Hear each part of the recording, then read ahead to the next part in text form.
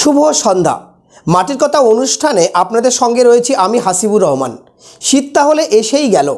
শহর কলকাতায় শীত সেভাবে থাবা না বসালেও গ্রামের দিকে বেশ জাঁকিয়ে বসেছে তিনি। আর শীত মানেই খেজুর গুড়, পিঠে, জয়নগরের মোয়া। মোয়া বলতেই জয়নগরের নামটাই চলেই আসে। আজ মাটির কথা অনুষ্ঠানে আমি আপনাদের নিয়ে যাব সেই মোয়ার দেশে, নিয়ে যাব জয়নগরে।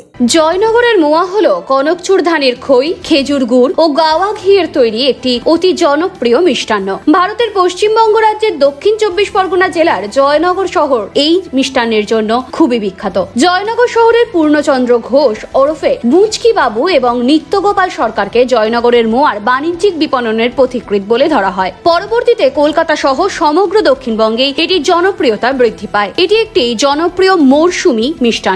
মাঝে মাঝে এতে সহজলভ্য উপাদান ও সুগন্ধিও যুক্ত করা হয়। এই মোয়া শিল্পের সাথে কলকাতার দক্ষিণ শহরতলির প্রায় 1 লক্ষ মানুষ জড়িত। জনশ্রুতি অনুসারে জয়নগরের মোয়ার আবিষ্কারক হলেন জয়নগর শহরের নিকটবর্তী বহরু গ্রামের জনৈক যামিনী বুড়ো। একটি অনুষ্ঠানে তিনি নিজের ক্ষেতে উৎপাদিত কনকচুর ধানের খই ও নলেন গুড় দিয়ে মোয়া প্রস্তুত করে পরিবেশন করেন। জনশ্রুতি আছে সেই অনুষ্ঠানে এসেছিলেন যুগাবতার শ্রী চৈতন্যদেব স্বয়ং। তিনি মোয়া খেয়ে খুব সুখ্যাতি করেছিলেন। ক্রমে এই মোয়া জয়নগর শহরে জনপ্রিয় হয়ে ওঠে। জয়নগরের মোয়া প্রস্তুতকারকরা তখন থেকে ব্যবসায়িক ভিত্তিতে এই মোয়া তৈরি করতে থাকেন। 1929 সালে জনৈক পূর্ণচন্দ্র ঘোষ ওরফে মুচকি বাবু এবং নিত্যগোপাল সরকার জয়নগর শহরে তাদের মোয়া তৈরির কারখানা ও দোকান স্থাপন করেন। জয়নগরের মোয়ার প্রধান উপাদান হলো কনকচুর ধানের খই, নলেন গুড় ও গাওয়া ঘি। এছাড়াও ক্ষীর, পেস্তা, কাজু বাদাম, কিশমিশ ও পোস্তও ব্যবহার করা হয়ে থাকে। দক্ষিণ 24 পরগনা জেলার কুলপি, কাকদ্বীপ ও নামখানা অঞ্চলের প্রায় 400 বিঘা জমিতে কনকচুর ধানের চাষ হয়। নলেন গুড়ের উৎস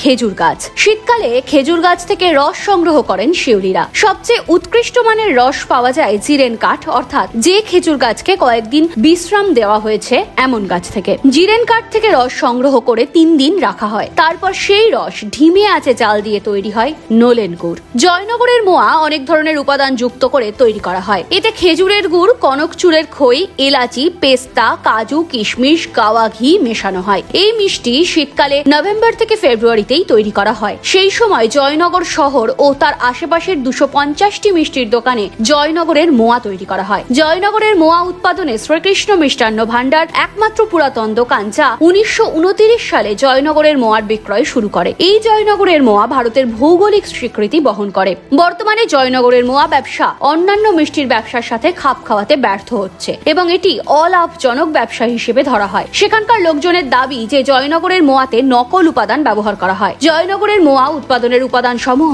অনেক দুর্লভ হয়ে গেছে, কারণ জয়নগরের মোয়া শুধুমাত্র কনকচুর খই দিয়ে তৈরি করার নিয়ম, যা বর্তমানে তেমন মাঠ পর্যায়ে উৎপাদন করা হয় না। আর খেজুর গাছের পরিমাণ অনেক কমে গেছে, তাই এটি তৈরিতে নকল বা বিকল্প দ্রব্য সামগ্রী ব্যবহার করা হয়, যার ফলে জয়নগরের মোয়ার মৌলিকত্ব হারিয়ে যাচ্ছে। সাম্প্রতিককালে জয়নগরের মোয়ার প্রধান 2 উপাদান কনকচুর ধান ও নলেন গুড়ের উৎপাদন কমে যাওয়ায় জয়নগরের মোয়ার উৎপাদনও কমছে। জয়নগরের মোয়ার সেই বাজার দখল করেছে সস্তা দামের নকল জয়নগরের মোয়া। নকল মোয়াতে নলেন গুড়ের পরিবর্তে পায়েস ও রাসায়নিক সুগন্ধ এবং কনকচুর ধানের খইয়ের পরিবর্তে থাকে নিম্নমানের খই। অসাধু ব্যবসায়ীদের উদ্যোগে নকল জয়নগরের মোয়া তৈরি হচ্ছে খোদ জয়নগর শহরেই এবং তার পাশাপাশি কলকাতার উপকণ্ঠে বজবজ, টালিগঞ্জ ও কালীঘাটে। সুদৃশ্য প্যাকেটে এই নকল মোয়া পাড়ি দিচ্ছে দিল্লি, মুম্বাই, চেন্নাই, হায়দ্রাবাদ, ব্যাঙ্গালোর, নেপাল, আরব, বাংলাদেশ বিভিন্ন জায়গায়। আমাদের এনবিটিভির টিম পৌঁছেছিল জয়নগরে। সেখানকার বর্তমানের অন্যতম প্রসিদ্ধ মোয়ার দোকান শ্যাম সুন্দর মিষ্টান্ন ভান্ডারের মোয়া বিক্রেতাদের সাথে কথা বলে নিয়েছি আমরা। প্রসঙ্গত আপনাদের জানিয়ে রাখি, এই শ্যাম সুন্দর মিষ্টান্ন ভান্ডারের মোয়া এবার পাড়ি দেবে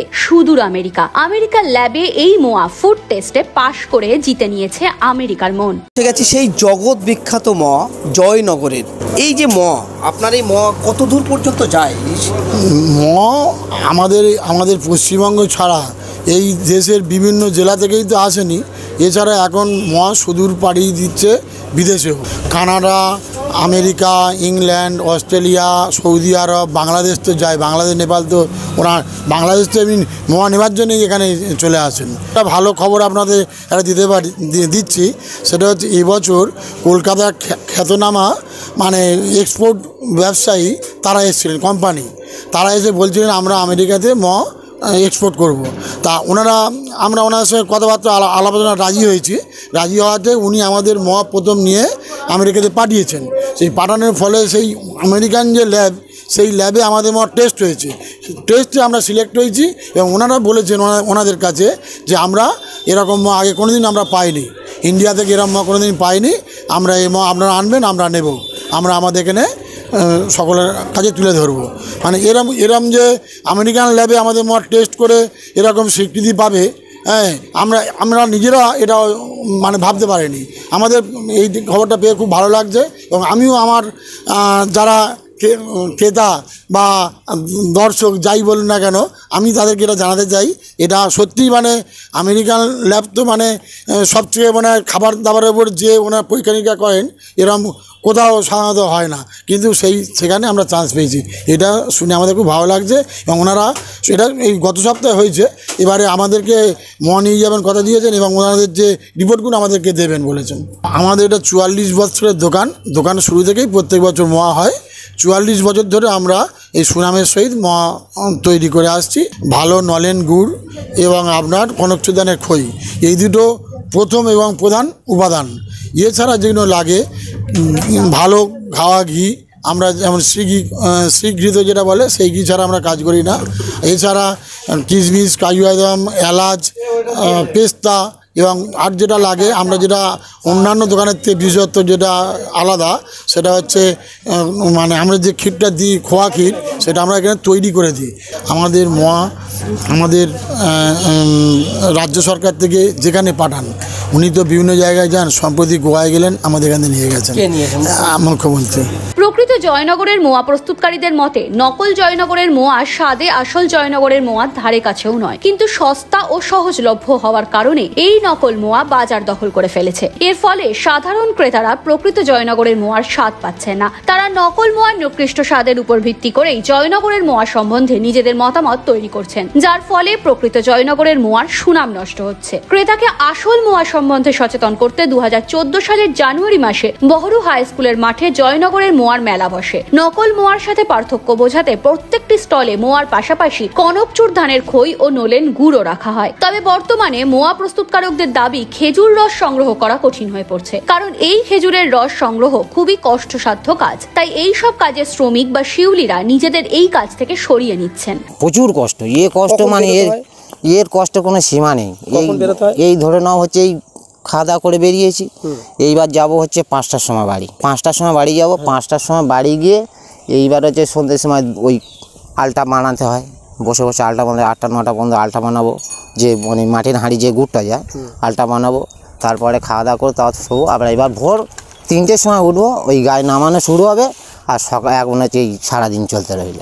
আর মোয়া বানানোর অন্যতম উপকরণ খেজুরের গুড়, তা না পেলে ভবিষ্যতে হয়তো এই মোয়া শিল্প হারিয়ে যাবে। তাই মোয়া প্রস্তুতকারকরাই সরকারের কাছে এই খেজুর রস সংগ্রাহকদের জন্য ভাবনা চিন্তা করতে আবেদন জানিয়েছেন। বাংলার ঐতিহ্যের মধ্যে একটি হলো জয়নগরের মোয়া, তাকে বাঁচিয়ে রাখার জন্য আমাদের ভাবনা চিন্তা করাটা কর্তব্য।